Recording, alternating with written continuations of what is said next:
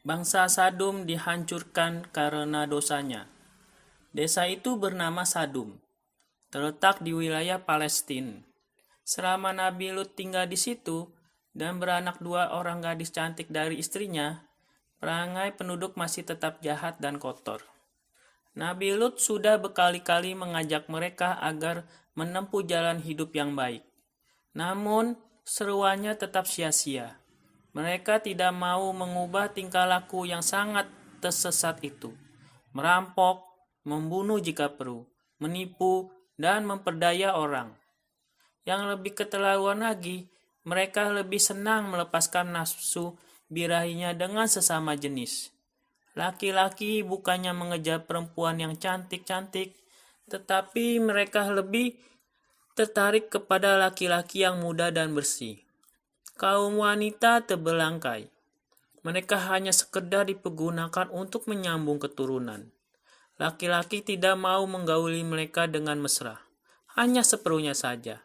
Karena itu, kaum perempuan pun akhirnya mencari kepuasan pada sesamanya. Hal ini dipelopori oleh istri Nabi Lut sendiri. Bahkan, dialah yang mula-mula memberi keterangan kepada kaum laki-laki apabila ada pemuda cakep lewat, atau ada calon korban perampokan yang bisa dijadikan mangsa. Sebagai balasannya, ia akan menerima gadis-gadis belia untuk dijadikan pelampias nafsunya. Sudah terperas keringat Nabi Lut selama puluhan tahun untuk menyadarkan mereka, termasuk istrinya sendiri. Namun kejahatan mereka bahkan menjadi-jadi. Melalui firman Allah disampaikannya janji-janji surga dan kebahagiaan yang abadi bagi mereka yang mau taat, serta ditakut-takuti dengan ancaman neraka bagi mereka yang keras kepala. Namun peringatan itu bukan hanya tidak digubris, malah dicemohkan. Yang paling mengejek dan ingkar di antara mereka adalah istri Nabi Lut juga. Karena sudah kehabisan daya upaya, akhirnya Nabi Lut mengangkat kedua tangan mengadu kepada Allah. Ya Tuhan, tunjukilah kaum kami yang sesat ini. Andai kata petunjuk itu ditolak juga, turunkanlah kepada mereka nasihat yang bukan berupa kata-kata atau ancaman saja. Datangkanlah azab yang dahsyat agar mereka mau kembali. Kalau tidak mempan juga siksaan itu, musnahkanlah mereka sama sekali. Sebab tidak ada gunanya lagi hidup mereka, cuma menambah sengsara dan kerusakan atas peri kemanusiaan belaka. Doa ini dikabulkan oleh Allah. Turunlah para malaikat dari langit. Mereka singgah di tempat Nabi Ibrahim, menyamar sebagai manusia. Setelah dihormati seperti layaknya tamu-tamu biasa, barulah mereka menerangkan bahwa sebenarnya mereka adalah malaikat-malaikat Allah. Alangkah ngerinya Nabi Ibrahim mendengar penuturan mereka tentang azab yang bakal diturunkan atas orang-orang Sadum, kaum Nabi Lut itu. Para malaikat itu kemudian berangkat meninggalkan rumah Nabi Ibrahim menuju ke Sadum yang penduduknya amat durhaka. Dengan menyamar sebagai pemuda-pemuda yang halus dan menarik, akhirnya tibalah mereka di batas desa Sadum. Di tengah jalan terlihat ada seorang gadis sedang mengambil air minum. Para malaikat tersebut menghampiri, lalu minta agar diterima sebagai tamu di rumahnya. Gadis itu dengan ketakutan menceritakan perangai penduduk kaum Sadum yang suka saling membunuh karena memperebutkan anak-anak muda yang ganteng. Diberitahukannya kepada mereka senang sekali memperkosa laki-laki belia dengan cara yang amat kotor dan mesum. Namun mereka bersikeras ingin bertemu. Gadis itu belum berani menerima kalau tidak mendapat izin dari bapaknya, yaitu Nabi Lut. Maka pulang ayah dan berkata kepada bapaknya, "Ayah, di batas desa ada 2 orang laki-laki muda yang sangat tampan. Belum ada laki-laki yang lebih tampan dari keduanya.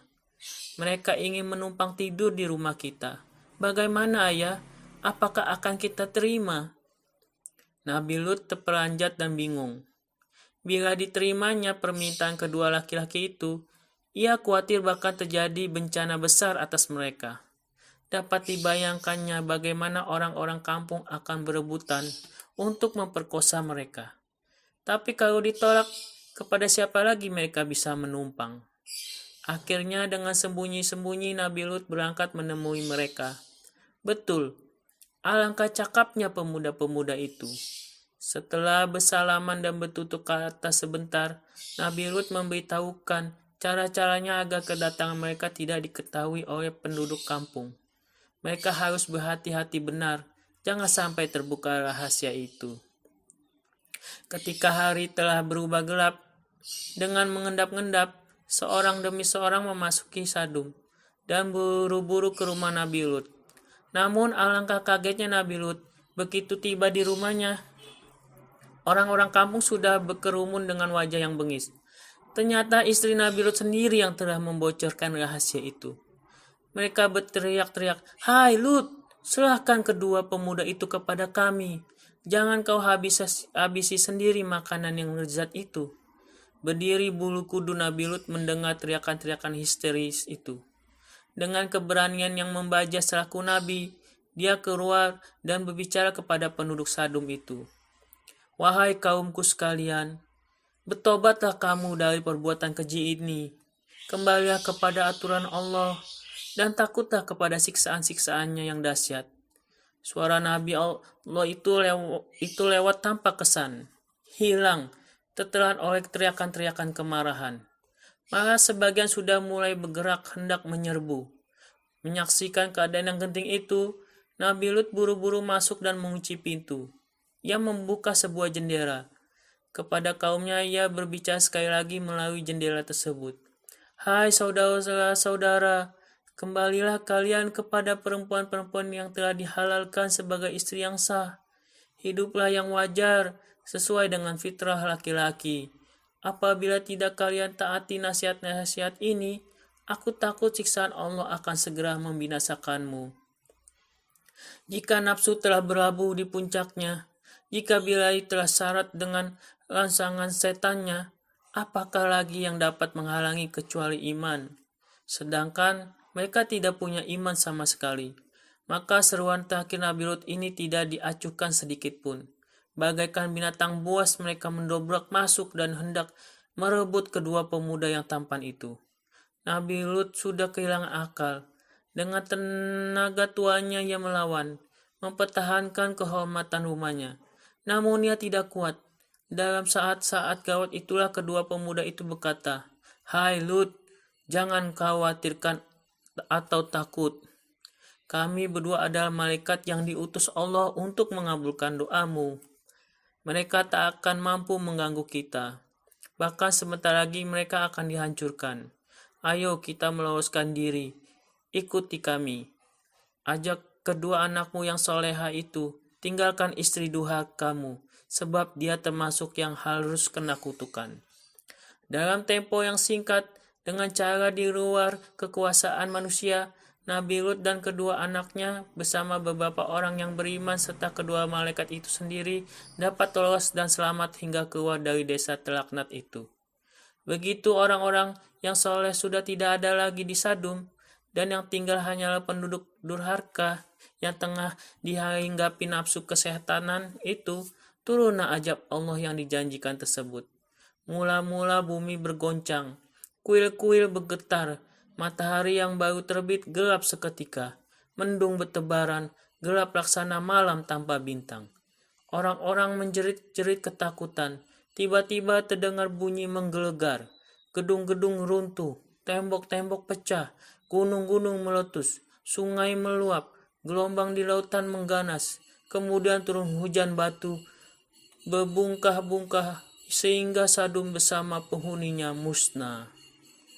Wassalamualaikum warahmatullahi wabarakatuh.